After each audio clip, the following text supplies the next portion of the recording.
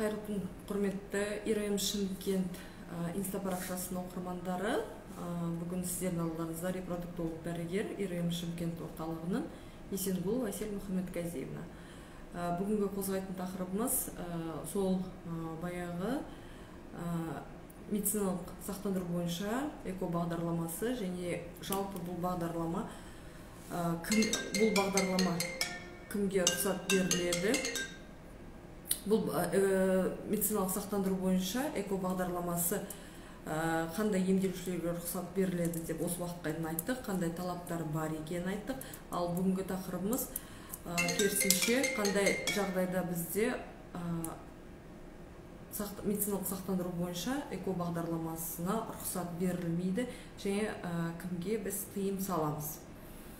Енді жалпы айтып кеттік қой, талаптарымыз осы уақытқа дейін айтылған талаптар, сол антимюллеров гормонының көрсеткіштері ол бірден жоғары болса, және де әр аналық бездегі фолликулдар саны 3-4 фолликул болса, бір аналық безде, және барын қосқан кезде 6-7 фолликулдар саны болу керек.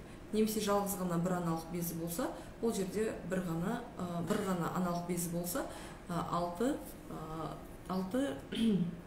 фолликулдар саны болу керек екен айттық. Біріншіден, ал ФСГ көрсеткіштері 12-ден төмен болу керек, және де ерлер бедеулігі бойынша жалпы астенотератозооспермия дейді, немесе астенозооспермия спермограмма көрсеткіштерінің төмендеген жағдайда біз ер адамдар бедеулігі жағынан біз квотаға рұқсат бере аламыз. Ал енді кімге берілмейді? Былай қараған кезде бұл тек қана бұл көрсеткіштерге ғана қарамаймыз, АМГ, ФСГ көрсеткіштеріне ғана қарамаймыз. Біз анамнезін, емделушілердің анамнезіне де көңіл бөлеміз. Анамнез деп отырғанымыз, егер сіздер бұрын соңды басқа да бір орталықта, мейлі біздің орталықта эко бағдарламасы жүргізілген болса, эко бағдарламасы жүргізілгенде ол қалай аяқталғанына біз мән береміз. Сізді стимуляцияға алып, аналық безіне жауап беріп, көптеген фолликулдар өсіп, пункция жасаған клеткаларыңыз, кешіріңіздер, эфиріміз үзіліп кетсе, пункция жасалып клетка алынып, ұрықтану болмаған жағдайда сіздерді ұрықтану болмады, немесе клеткалық деңгейде қандайда бір қателіктер, клеткалық деңгейде қандайда бір өзгерістер бар деп сондай диагноз қойылып, сіздерді программадан алып тастаған жағдайлар болса, ол осындай жағдайда біз сіздерге өкінішке орай эко бағдарламасына квота бойынша рұқсат бере алмаймыз. Ол не себептен? Бұл жерде бұл фолликулдар саны емес, клеткалар саны емес, және де тек қана қағаздағы көрсеткіштер емес, бұл сіздердің жасушалық деңгейде қандай да бір бұзылыстар, қандай да бір өзгерістер нағыз сізді бедеулікке алып келіп отырғанын көрсетеді. Бірде бір дәлел болып табылады. Бұл кезде мүмкін сіздерге аналық жасушалардың мүмкін донор қажет болатын жағдайлар болуы мүмкін. Сол себептен біз осы квотамен эко бағдарламасына рұқсат бере алмаймыз. Өйткені донорлық бағдарлама өкінішке орай медициналық сақтандыру бойынша қарастырылмаған. Донорлық аналық жасушалар бағдарламасы немесе донорлық аталық жасуша дейді, сперматозоидтар бұл бағдарлама квота бойынша қарастырылмаған. Бұл біріншіден, бұл сіздер осындай сұрақтар қойып жатқан көптеген біздің емделушілеріміз бар. Бізге әлі кеңеске келіп жатыр. Әрине тұрғылықты жердегі сізге емхана рұқсат беріп жатса, тұрғылықты жердегі басқа да дәрігерлер рұқсат беріп жатқан күннің өзінде сіздер бізге жеке кеңеске келген кезде, жеке кеңесте осындай жағдайларды байқайтын болсақ, немесе жеке кеңесте осы анамнезіңізді жинай келе, сізде осындай бұрын соңды осындай бағдарламалар өткенін, немесе осындай сәтсіз аяқталған бағдарламалар болса, әрине бұл бізді кәдімгідей ойландырады, және де уже біз квотамен рұқсат бере алмауымыз мүмкін. Ал екінші жағдай, ол жатыр ішілік дейді, немесе жатыр пішіні өзгерістерге ұшыраған жағдай болса, ол сіздерде жатыр пішіні, ол физиологиялық табиғи жағдайда жатыр пішіні біз айтамыз, мысалы, груша тәріздес, немесе үшбұрыш тәріздес деп жатамыз жатыр қуысы. Ал сіздерде двурогой немесе екі мүйізді жатыр денесі болса, немесе бір мүйізді жатыр денесі болып, бір ғана жатыр қуысы болса, немесе жатыр денесінде жатыр қуысында іштерінде тағы да бір қандай да бір өзгерістер болса, ол синехи дейді, немесе жабыспалар болса, немесе үлкен көлемдегі миоматоздық түйіндер болып жататын болса, әрине бұндай жағдайда да біз квотамен эко бағдарламасын өтуге рұқсат берілмейді. Не себептен? Бұл жерде бұл сіздің АМГ-ңызға да, ФСГ-ңызға да ешқандай әсерін тигізбейді. Бұл тек қана сіздің жатырлық деңгейдегі жатырлық бедеулік болып табылуы мүмкін. Біз сізден жалпы аналық жасушаларды алғанымен, ер ұрығымен ұрықтандырып, эмбрион алғанымен, ертең жатыр қуысына қондырып біз жүктілік алмайтын жағдай болса, ала алмайтын жағдай болып жататын кездер болады бізде көрсеткіштер.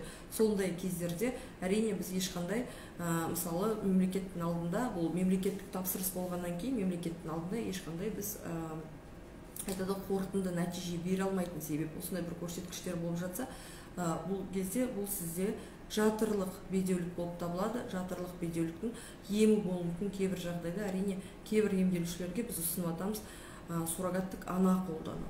Бұл да эко бағдарламасы квотамен өтуге қарама қарсы көрсеткіш болып табылады. Не себептен? Өйткені сіздің эко бағдарламаңызға уже бұл үшінші адамның қатысуы болып табылады. Бұл жатырлық деңгейдегі өзгерістерді айттық. Енді тағы да қандай қарсы көрсеткіштер? Сізде жаңағы айттық қой, барлық сіз талаптарға сәйкес келіп тұрсыз, бірақ та қандай да бір соматикалық аурулар болса, сіз учетта тұрсаңыз, есепте дейді ғой, бір жерде есепте тұрсаңыз, мысалы, учет деп атады, сол есепте тұрған кезде, мысалы, ол есеп тұрасыз, ол мейлі терапевт болуы мүмкін, немесе мысалы басқа кардиолог дәрігерлер, немесе эндокринолог дәрігерлер болуы мүмкін, есепте тұрасыз, және сізге эко бағдарламасы қарама қарсы көрсеткіш болып табылады. Біріншіден, ол сіздің денсаулығыңызға кері әсерін тигізуі мүмкін. Не себептен? Өйткені біз эко бағдарламасында аналық бездерді стимуляция, аналық жасушаларды стимуляция жасау үшін біз стимулятор, гормоналдық препараттар қолданамыз. Бұл гормоналдық препараттар әрине жақсы сіздің ағзаңыздағы гормондар құрамына сәйкес келгенімен, бұлар үлкен көлемдегі немесе үлкен мөлшердегі гормоналдық препараттар сіздің денсаулығыңызға кері әсерін тигізіп жатқан жағдай болса, біз квотамен рұқсат бере алмаймыз. Бұл да талап көрсетілген. Емделушілеріміз соматикалық және де психикалық дені сау болу керек екен. Сіз еш жерде есепте тұрмауыңыз керек. Солдалбай ойлап қарасақ, әрине мемлекеттің бүйтіп бізге квота, мысалы, медициналық сақтандыру бойынша тегін бағдарламаны беруі әрине ол өте жақсы, бірақ та оның талап көп бергенімен, мысалы 7000 квота деп айтып жатырмыз, 7000 квотаны осы биылғы жылға 2021-де игеруіміз керек біз деп айтып жатырмыз. Бірақ та бұлардың талаптары сол бұрынғыдай қатаң сақталуда. Бұл талаптарды біз заң бойынша және де барлық протокол дейді ғой, біздің өзіміздің стандарттарымыз бар, соған байланысты біз сақтануымызға тура келеді. Тағы да бір жағдай, сіз квотаңызды алып келдіңіз, протокол бізден алдыңыз, және де сізді квотаға қойған жағдайда ете кіргіңіз келіп, біздің бағдарлама бастарын алдыңыз. Сіз қандай да бір жедел қабыну үрдісіне ұшырасаңыз, мысалы, тұмау ауру немесе басқа да жалпы ауруларға сол кезде ұшырап жатқан жағдай болса, әрине біз ол кезде сіздердің бағдарламаңызды кейін қалдыруға, мысалы, бір ай ма немесе бірнеше уақытқа шегеруімізге тура келеді. Әрине сіздің денсаулық жағдайыңызға байланысты. Және де тағы да қандай қарама-қарсы көрсеткіштер болып табылады деп жатырмыз. Ол біздің емделушілеріміз басқа елдің азаматы болып табылса. Басқа елдің азаматына әрине бізде мемлекетте ешқандай бағдарлама қарастырылмаған тегін қызмет көрсету жағдайында. Сол себептен бұндайда біз емделушілерге біз одобрение дейді ғой, рұқсат бере алмаймыз. Және де көптеген біздің емделушілерден келіп түсіп жатыр. Мысалы, осы уақытқа дейін біз айтып жатырық, жарнама жүргізіп жатыр, және де барлық жерде осы біздің елбасымыздың айтып жатқаны квота көптеп берілді. Әрбір екінші жанұя бедеулікке ұшыраған осы бағдарлама бойынша, аңсаған сәби бағдарламасы бойынша программа бағдарлама өте алады деп айтып жатыр. Және де бізге келген кезде басқаша талаптар қойып жатырсыздар дейді. Жоқ, бұл талаптар басқаша емес, сол баяғы талаптар. Просто бұл талаптарды әрине көп жарнамаларда немесе басқа да мысалы ел арасында олар көрсетпейді. Бұлардың барлығы жеке кеңесте сіздің аналық бездеріңізді қарап, сіздердің жатыр денесін қарап, жалғыз сіздің анамнезіңізді жинап, және де сіздің денсаулығыңызға көңіл бөле келе қарама қарсы көрсеткіштер болып жатқан жағдайда өкінішке орай бізде өйстіп пациенттерді кері қайтарып жатқан кездеріміз болады. Не себептен? Өйткені біз әрбір бағдарламаға, әрине біздікі мақсат тек қана бағдарлама жүргізіп қою емес, бұл бағдарламада сіздің денсаулығыңызға зиян келтірмей қандай да бір оң нәтиже беру. Оң нәтиже деп отырғанымыз сіздерге ұрпақ сүйдіру және де балалы болып табылады. Барлық дәрігерлердің әрине көздеп отырған мақсаты осындай. Тағы да қандай да бір сұрақтарыңыз болса, сіздер қазір тікелей эфирге жазсаңыздар болады, жауап қайтарамыз. Мүмкін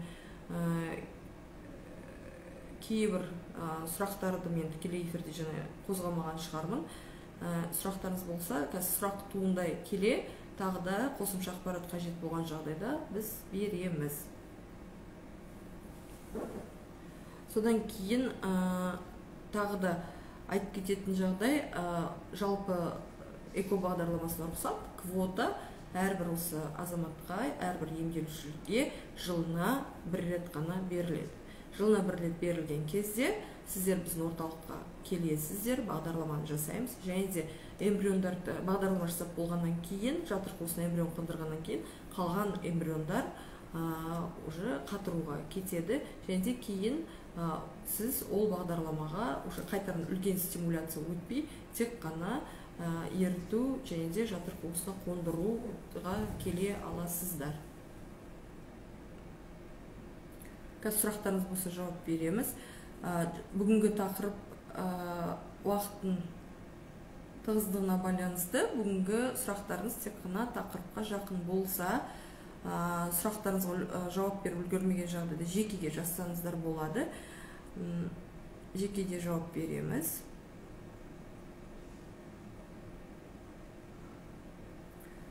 Саламатсыз ба, квота беріңіздерші маған, менде трубный фактор, денсаулығым жақсы, неге берілмейді дейді. Сіздер репродуктолог дәрігердің кеңесін өттіңіздер ма, өтпеген жағдай болса, әрине жеке кеңеске келіңіз. Сіздердің барлық құжаттарыңызды қарайық, және де анализдердің нәтижелерін көрейік. Одан кейін тағы да айтатын жағдай, бізге емделушілер келіп жатқан кезде біз айтамыз, біздің бірінші қоятын сұрағымыз, сіздер емханада бейделік бойынша есепте тұрасыз ба біріншіден, және де сіздерде сақтандыру қоры дейді ғой, сондай болу керек сіздерде квота бойынша өту үшін. Немесе барасыздар да емханаларға өздеріңіздің дәрігерлеріңізге жеке недегі әйелдер кеңесіндегі сол дәрігерлеріңізге ескертесіздер, сіздерді осындай эко бағдарламасын өтсем екен, және де репродуктолог дәрігердің кеңесінде жүргендеріңізді ескертіп айтсаңыздар болады, сіздерді ешкім ұмытып кетпейді.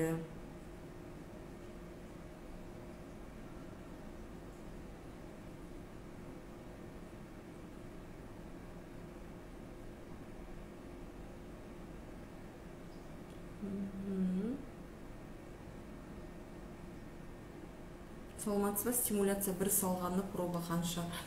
Мен сіздің сұрағыңызды түсінбедім. Проба деген немесе бізде проба жасалмайды, кәдімгідей эко бағдарламасына келеді.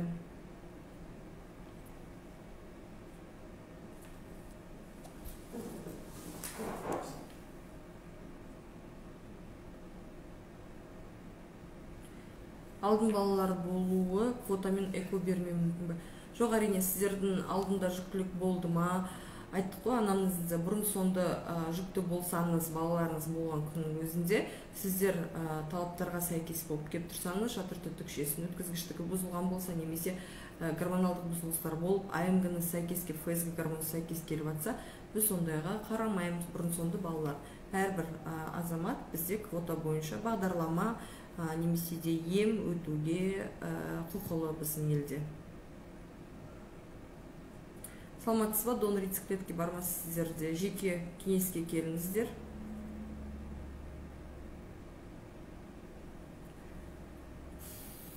Саламатсыз ба, фолликул заморозить ету қанша, маған операция істейін деп еді, оған дейін фолликул алу керек сізге.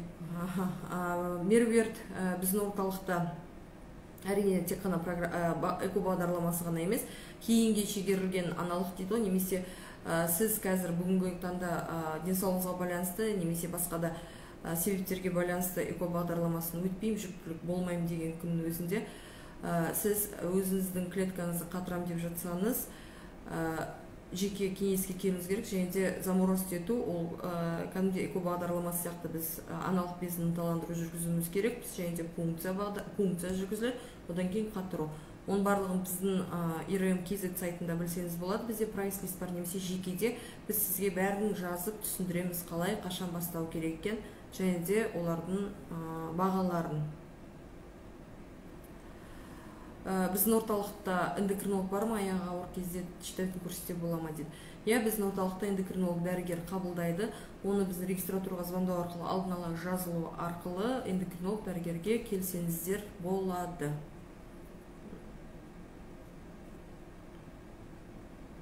Балалар болса квота бере ма? Әрине, балаларыңыз болса квота беріледі деп және де жоғарыда жауап беріп кеттім.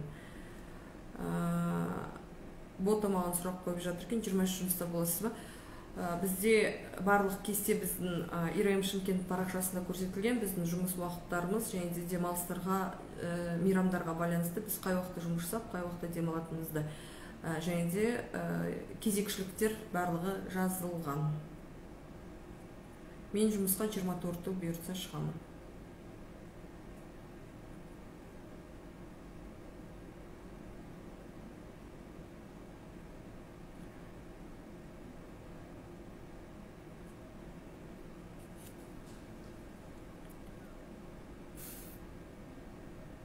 Жекеге жазсаңыздар болады, жауап қайтарам, немесе WhatsApp-қа жазсаңыздар болады.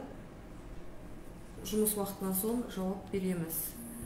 Ұрық сақтау қанша тұрады дейді.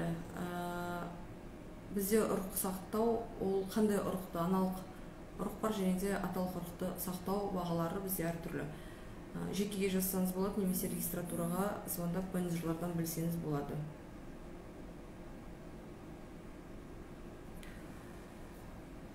Әсел ханым, әйелдер бір маточный трубамен көтере ала ма, болмаса инсеминация істеуге бола ма? Әрине, бір жатыр түтікшесімен жүктілік болуы әбден мүмкін. Сол қай жақта жатыр түтікшесі бар, сол жақта толыққанды овуляция болып жатқан жағдай болса, әрине мүмкіндігіңіз бар. Бұндай жағдайда сізге даже овуляцияңызды бақылап, овуляция сол жатыр түтікшесі бар жерде, өткізгіштігі бар жерде болып жатса, әрине инсеминация жасауға болады. Ол өзіңіздің репродуктолог дәрігермен келіссеңіз болады, және де овуляцияны индукция жасап шақырып дейді, реттесеңіздер де болады. Инсеминация жайлы қазір менде жолдасым деніміз сау, баламыз бар, анализ барлығы жақсы, инсеминация жайлы айтып берсеңіздер. Инсеминация жайлы ол квотаға кірмейді, және де бұл тақырыптан тыс болған себептен жекеге жазсаңыз болады, немесе келесі жолы біз осы тақырыппен тікелей эфирге шыға аламыз.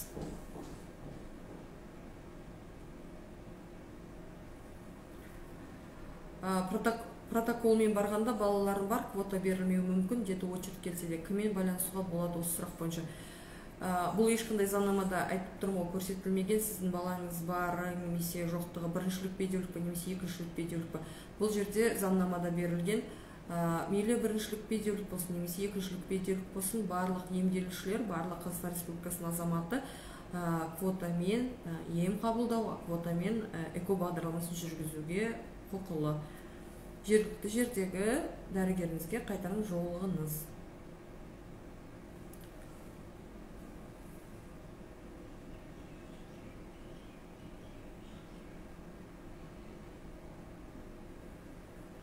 Саламатсыз ба, эконы неше жасқа дейін істетуге болады? Эко бағдарламасы біздің репродуктивті денсаулықтың заңнамасы бойынша 18 жастан 49 жасқа дейін репродуктивті жас деп берілген. Бұның барлығы репродуктивті жастық берілгенмен, әрине эко бағдарламасы жеке кеңесте сізге көрсетілген болса, және де себептері болса, эко бағдарламасын жүргізуге болады. Және де жас ерекшелігі бұл кезде де жеке қаралады. Саламатсыз ба? Квота алу үшін бірінші сіздерден кеңес алып, анализ тапсырамыз ба? Жергілікті емханаға барсақ, квотаға десек, анализ бойынша квота бере ма дейді.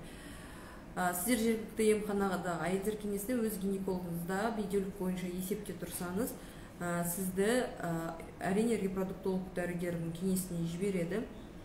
Ол біздің Қазақстандағы, біз мемлекеттегі кез келген орталыққа барсаңыз болады, сізге қай жақ жақын дейді ғой. Және де сіз бізден кеңес алсаңыз, біз сізге анализдер тізімін береміз, қандай анализдер тапсыруыңыз керексіз, қандай талаптар бойынша тапсыруыңыз керексіз. Одан кейін протокол қолыңызға, сізге квотамен жасауға көрсеткіш болса, қолыңызға біз протокол жазып береміз. Ол комиссиялардың шешімі бойынша біздің орталықтың осы протоколмен сіз тұрғылықты жердегі өзіңіздің емханаңызға барып, осы протоколды берсеңіздер, сізді уже ары қарай квотамен сіздің кезегіңіз келген жағдайда сізді шақырып уже бағдарламаға жібереді.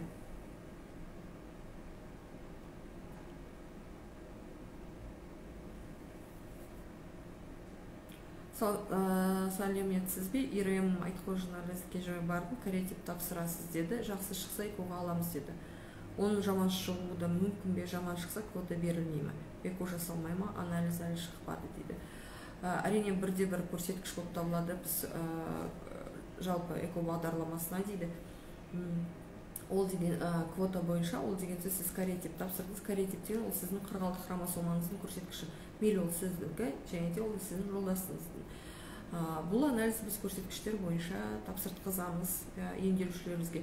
Ол жаман шықпайды. Ол қандай да бір сізде кариотипте өзгерістер болса, бұл өзгерістер болашақта сіз эко бағдарламасын жасағанымен қосымша жатыр қуысына енгізгенге дейінгі генетикалық диагностика жүргізу қажет болып жатқан жағдай болса, бұл қосымша диагностика дейді.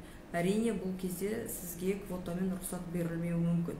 Не себептен? Өйткені біздің мемлекет ондай қосымша диагностикаларды, қосымша осындай айтады ғой, бір қаражат жұмсауды қарастырылмаған. Сол себептен сізде кариотипіңізде қандай да бір өзгерістер болып жатса, ол өзгерістер кейін сізге ПГД бағдарламасын жүргізу керек болып жатса, өкінішке орай рұқсат бере алмаймыз. Өйткені ПГД бағдарламасы ол генетикалық диагностика, ол ақылы түрде жүргізіледі, және де бұған квота көрсетілмеген. Экоға квота бар бізде, біздің орталықта. Күйеуінің проценті 0 болса, эко жасайсыздар ма, квота бар ма дейді. 0% деп көрсетілгенімен, әрине азооспермия деп аталады. Сіз жеке уролог-андрологтың кеңесіне келуіңіз керексіз. Сіздің күйеуіңізге бұл тек қана спермограмма анализі емес, басқа да қосымша талдаулар қажет болатын жағдай болса, немесе операция дейді, ТСА дейді, біздің орталықта ол да жасалады. Сондай қажет болған жағдайда қосымша бұл да операциялар болып табылады. Бұндай кезде әрине біз квотаға рұқсат бере алмаймыз. Біз айттық, спермограмма көрсеткіштері төмендеген эко бағдарламасы жүргізу керек деген талаптар болған кезде ғана біз квотадан рұқсат бере аламыз. Өйткені спермограмма көрсеткіштері 0% болғанмен мүмкін бұл жерде донорлық сперма қажет болуы мүмкін. Бұл кезде біз квотамен қарастырылмаған рұқсат бермеуіміз әбден мүмкін. Саламатсыз ба? АМГ 0,58 квота ала ма? Айттық па, талаптары бірден төмен көрсеткіштер квотаға рұқсат етілмейді. Өкінішке орай рұқсат ете алмаймыз. Саламатсыз, мен платный жастан деп едім, себебі очередь өте көп, месячнен күтіп жүрмін. 20-сы келу керек еді. Егер 20-сына келсе, мен қай күні барам? 2-ші күнде бет, сіздерде демалыс бола ма дейді. Өзіңіздің дәрігеріңізге хабарласасыз, дәрігеріңіз барлығын өзі реттейді. Жайттықы бізде мейрам күндері кезекші дәрігер жұмыс істейді. Серхан айымға тапсырым керек еді, оны Ашқарынға тапсырамыз ба? Иә, антимиллер гормондар кез келген талдау, қан анализдері Ашқарынға тапсырылған жөн. Рахмет жауабыңызға, жеңгем сізге көрсетті. Рахмет сіздерге. Донормен квота бар ма дейді. Донормен квота көрсетілмеген. Бағана біз бұл сұраққа жауап бердік. Тағы да сұрақтарыңыз болса, сұрақ қойсаңыздар, осы квота мәселесі айналасында түсініксіз сұрақтарыңыз болса.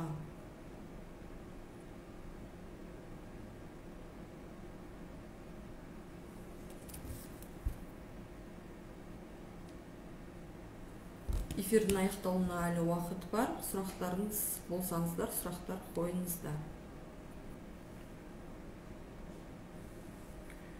Экоға платный жасатсам қанша болады примерно дейді. Эко бағдарламасы ақылы түрде біздің орталықта Эко X жүргізсеңіз 335 мың теңге акция бойынша, ал жай ғана Эко бағдарламасы 280 мың теңге. Бұл тек қана мен сізге бағдарламаны айтып тұрмын. Бұдан жанама сіздер дәрілік препараттар алуларыңыз қажет, және де анализдер, талдаулар өтуіңіз қажет. Я ортақ есеппен алған кезде Эко бағдарламаңыз сол 600 көлемінде шығу мүмкін.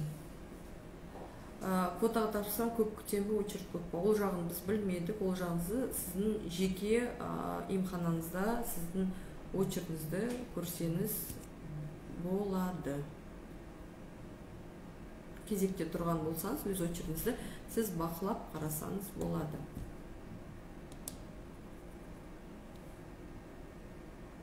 Сұрақтарыңыз болса? Мен экометик кезекте тұрмын, сіздерге барсам деп едім дейді. Әрине, әрбір емделуші өз еркі қай орталықты таңдайтын. Оны өздеріңіз шешесіздер. Енді тағы да сұрақтарыңыз болса, қазір саламатсыз ба? Кариотип анализ норма қандай болу керек квота алу үшін дейді. Кариотип қалыпты жағдайда сіз әйел адам болсаңыз 46XX болу керек, ер адамдікі 46XY деген қалыпты жағдай болу керек. То есть кариотипте сізде ешқандай өзгерістер болмауы қажет. Егер де тек айымға ғана төмен болса, қалған анализдер жақсы болса, сәйкес келсе мүмкін бе квота дейді. Сіздің квота бұл кезде мүмкіндігін біз жеке кеңесте қайтарын қараймыз, УЗИ-мен қараймыз, сіздің аналық бездеріндегі фолликулдар санын қараймыз. Сізде антимиллер гормон төмен болғанымен аналық бездегі фолликулдар саны, біз айтқандай әрбір аналық безде 3 фолликулдан асып жатқан жағдай болса, 6 фолликулдан асып жатқан жағдай болса, әрине бұл кезде біз комиссияда бір-бірімізбен кеңесіп, әрине рұқсат беруіміз мүмкінбіз. Айттырым, бұлардың талаптары сондай. Ол тек қана қағазда анализ ғана емес, кейбір жағдайлар болуы мүмкін. Бізде қағаз жүзінде антимиллер гормонды жоғары болып көрсетуі мүмкін, ал іс жүзінде келген кезде, біз УЗИ-де қараған кезде, УЗИ-мен сізде аналық бездегі фолликулдар саны сәйкес болмауы мүмкін. Вот сол кезде біз әрине комиссияда, бұл комиссия мүшесі, ол сізден дәрігерлеріңіз болады, және де осы бөлімше бойынша барлық дәрігерлер болады. Біз осы комиссияда барлығын талқылап, және де уже қарастырамыз.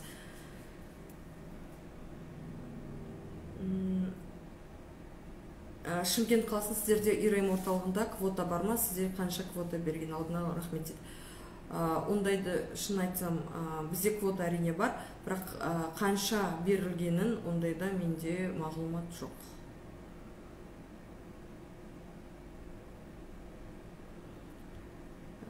Қандай сұрақтарыңыз бар тағы да? Симуляциядан кейін аортат ол қалыпты ма дейді. Өзіңіздің емделуші дәрігеріңіздің репродуктологпен кеңескеніңіз жөн болады.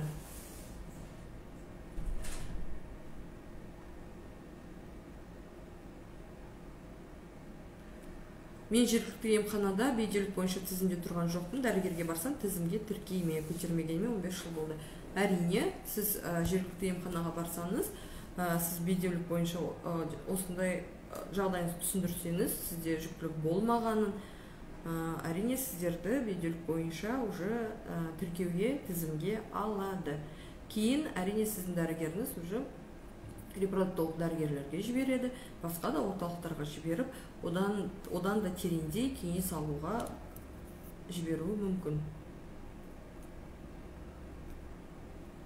Фолликула біреу шықса сала бересіздер ме, или оны қатырып қайтадан аласыздар ма, әр алғанда ақылы ма?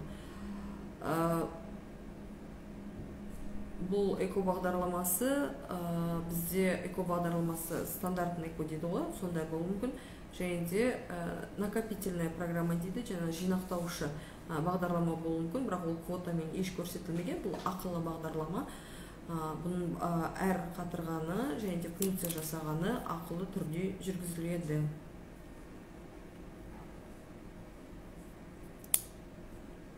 Тағы сұрақтарыңыз?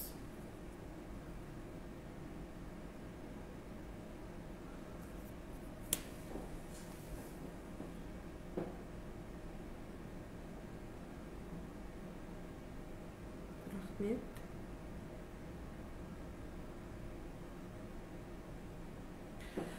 Фолликулында керемет, УЗИде қарады, крупныйларда бар, тек антимиллеров гормон 0,98 аналық бездерінде жақсы дейді.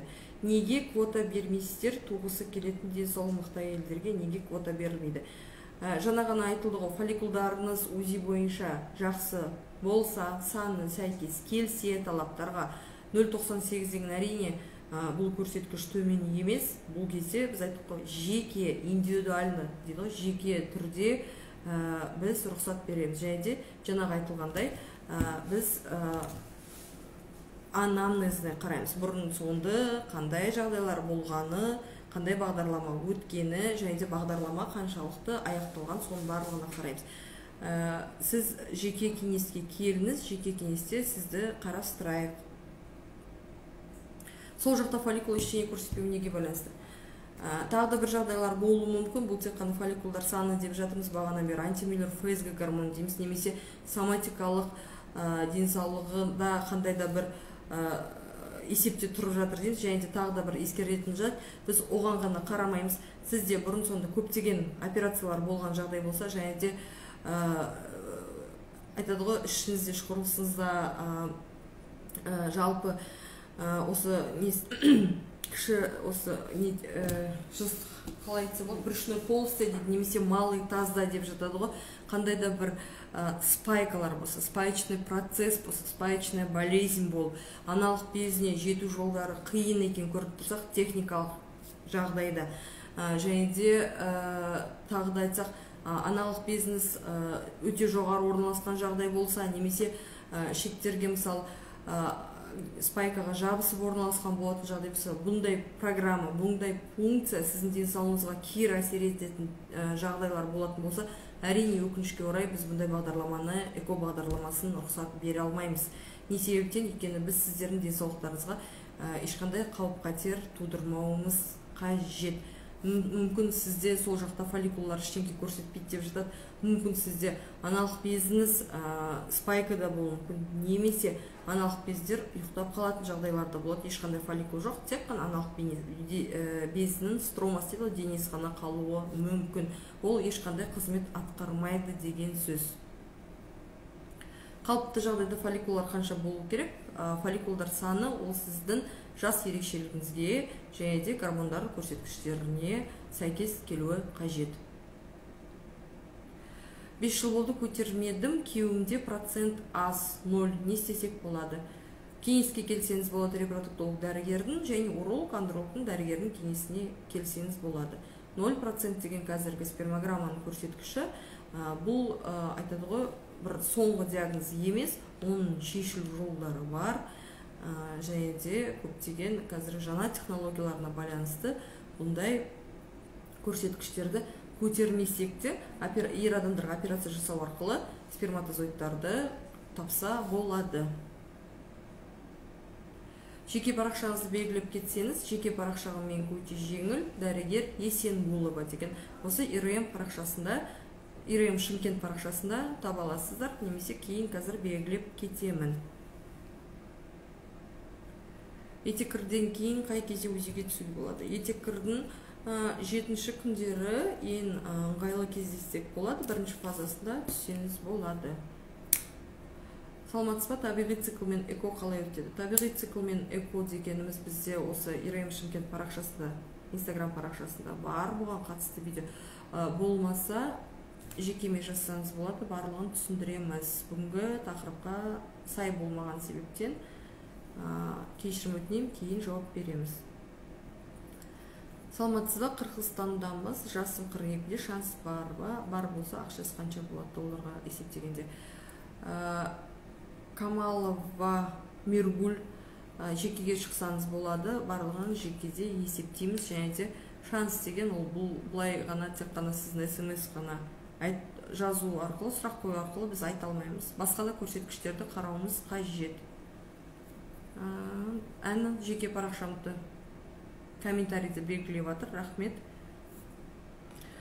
Неге пенсионный ақшаны экоға бермейді? Сол сұрақты неге үкіметке жеткізбейсіздер? Мысалы, мен 43-тен квота берілмейді, менде қыздар қаншама дейді. Енді айтып жатыр ғой, ол біз енді политикаға араласпаймыз, бірақ та айтылып жатыр ғой, осы пенсионный фондтағы ақша эко бағдарламасына беріледі деп жатыр. Бірақ та біз әлі бұған тереңдей ешқандай бір заңнама біздің орталыққа келген жоқ. Сол себептен барлық сұрақтарды біздің орталықтағы жалпы менеджерларға немесе администрациясына қойсаңыздар болады. Ол туралы мен қазіргі күнде ештеңке айта алмаймын. Сіздерде роддом бар ма платный? Бізде роддом жоқ, бізде тек қана осы Шымкент қаласында эко орталығымыз бар. Және де Алматы қаласында 2 эко орталығы бар. Бірінші Төле би көшесінде, және де екіншісі Қабанбай Батыр көшесінде біздің басты және де филиалымыз бар. АМГ 2,8 эко бола ма дейді. Меркуль, 2,8 АМГ мен эко бағдарламасы болады. Дауысы шықпай тұр дейді, кешірім өтінем. Қазір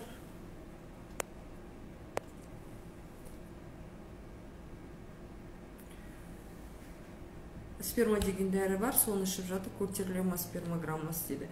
Урал-контролдың кеңесіне барыңыздар.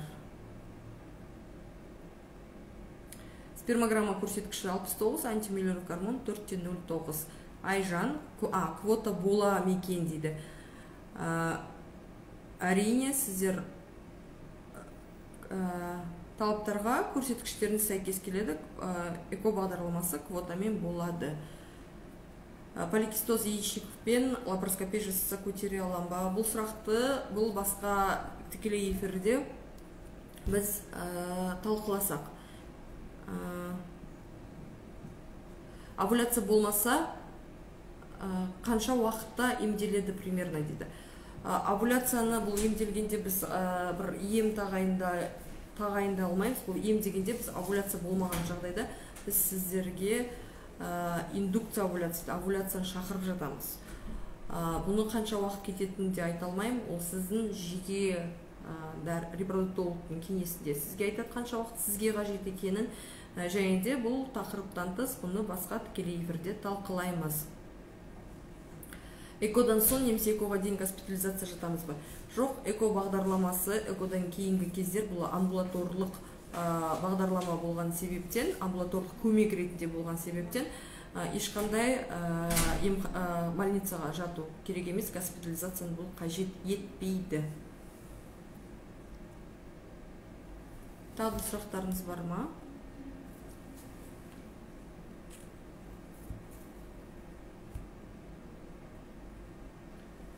Тікелей эфирдің аяқталуына бірер минуттар қалыпты.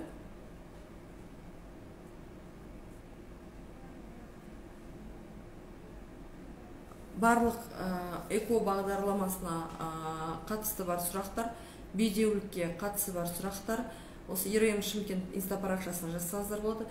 Немесе біздің орталықта қызмет атқаратын репродуктолог дәрігерлердің парақшалары, инстаграм парақшалары белгіленген. Сол дәрігерлерге тікелей жазсаңыздар болады, тікелей шықсаңыздар болады. Барлық сұрақтарға жауап береді. Немесе кеңеске жазылсаңыздар болады. Және біздің орталықта тек қана осындай приемға ғана келу ғана емес, онлайн кеңес дегенде қарастырылған. Біздің менеджерларға онлайн кеңеске тапсырыс қалдырсаңыздар болады. Осы тапсырыс бойынша сіздердің күндерін белгілеп, біз онлайн кеңес сіздерге бере аламыз.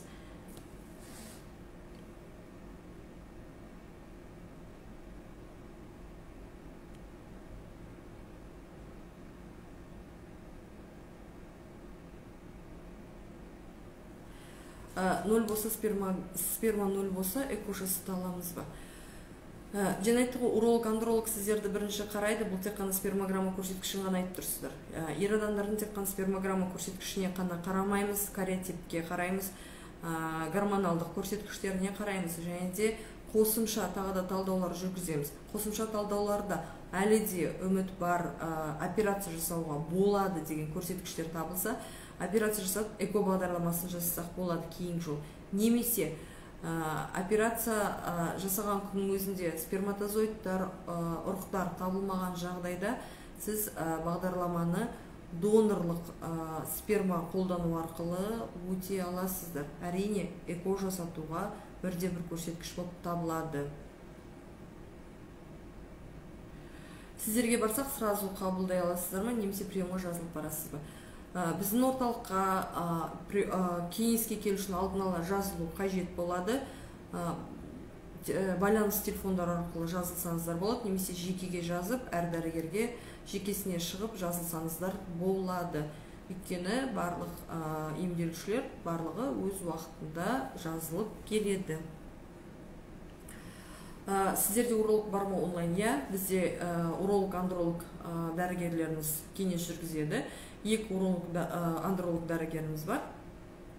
Даукенов Бағдат Азимбаевич деген, және де Курманов Еркебұлан Манасович деген.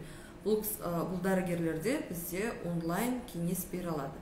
Бірақ та онлайн кеңес дегенде, біз онлайн кеңесте сіздерге ешқандай ем тағайындай алмаймыз. Сіздердің анализдер көрсеткіштерін көре аламыз, анализ көрсеткіштерін бағалай аламыз. Кейін бұл анализ көрсеткіштеріне байланысты біз сіздерге бағдар көрсете аламыз.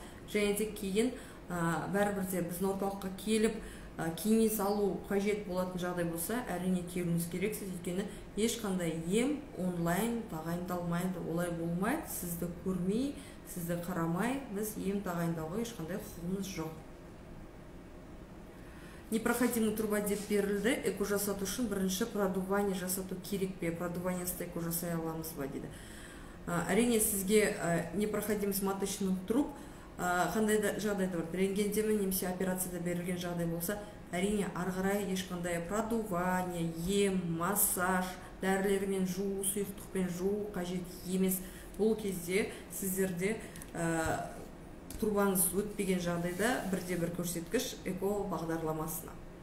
Ал егерде трубаңыз өткізгіштігі өтпейді, және де операция қажет болатын жағдайлар болады, ол кезде де сіздің жеке репродуктолог дәрігеріңіз жеке кеңесте айтады, ол да көрсетіледі. Анализдерді екеумізде тапсырамыз ба, сіздерде тапсырғаныңыз жақсы ма дейді.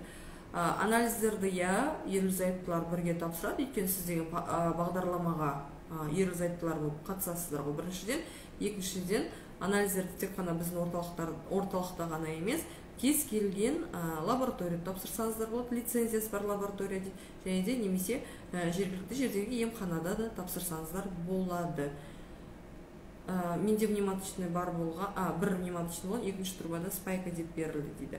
Екінші трубаңызда өтпеген жағдай болса, әрине сіз квотаға үміткер бола аласыз. Гормоналдық көрсеткіштер мен спермограмма көрсеткіштері талапқа сәйкес болса. Рахмет сізге, сіздерге де рахмет. Өстіп активно қатысып отқаныңыздарға. Оған рентген қосымша керек. Бұрын сонды рентген, жатыр түтікшесін рентген өткен болсаңыз, немесе бұрын сонда операция жасалған болса, сол манипуляциялардың тек қана бізге қорытындысы ғана, выпискасы ғана жеткілікті. Сізді қайта-қайта ешкім бұл үрдістерге қайтарып жібермейді. Естеріңізге сақтаңыз. 6 ай сайын, 1 жыл сайын қайта-қайта рентген жасата беру қажет емес. рентгендеріңіз бұрын соңды жасалсаңыз, 2 жылдық бұрын, 1 жылдық бұрын жасалған болса, сол анализдеріңіз жеткілікті. Жаңартылып отыратын анализдер тізіміне тек қана гормондар көрсеткіш, гормоналдық статус қана кіреді. Ол 1 жылдық жарамдылығымен, спермограмма көрсеткіштері 6 айлық жарамдылығымен, және де басқа да дәрігерлердің кеңесі қолыңызда болса, олардың жарамдылығы 6 айға дейін. Қайта ай сайын әр анализді жаңарту, тапсыра беру, оларды үлкен папкаға жинай беру қажет емес.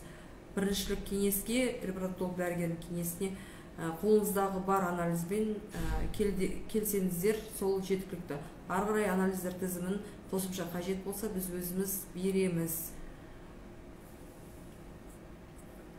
Уақытымыз аяқталуға жақын қалды. Тікелей эфирді аяқтаймыз. Сұрақтарыңыз болса, жекеге жазыңдар. ИРМ Шымкент Инста парақшасына немесе регистратураға хабарласу арқылы жазыла аласыздар. Келесі тікелей эфирді кездескенше, келе жатқан мейрамдарыңызбен әрбірге жақсылық, бақыт алып келсін. Сау болыңыздар.